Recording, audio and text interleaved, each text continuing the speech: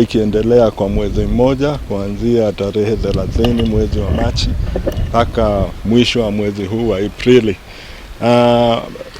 Tunashukuru county, serikali ya county ya Isiolo, hospitali, usimamizi wa hospitali kuu ya rufaa ya Isiolo, na pia mashirika tunayoshirikiana nayo ya serikali, shirika la ukusanyaji ushuru KRA, wizara ya afya, ambazo ni timu mbili ikishirikiana na shirika la kitaifa la walemavu, ambao tunashirikiana kwenye huu mpango wa kuwapa rufaa walemavu walio na mapato wapate rufaa ya kutolipa ushuru.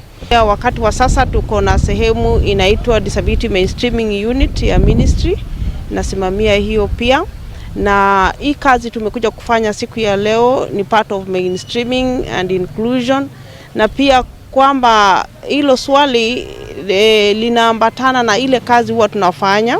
Kazi sana huwa tunafanya, kwanza tunachukua huyo client, we call them client kwa sababu sio mgonjwa, kwa sababu hatu assess wagonjwa. Wagonjwa wanahitaji kutibiwa wapone, ndio sasa wakuje for assessment, tuone kama hiyo ugonjwa imeleta ulemavu.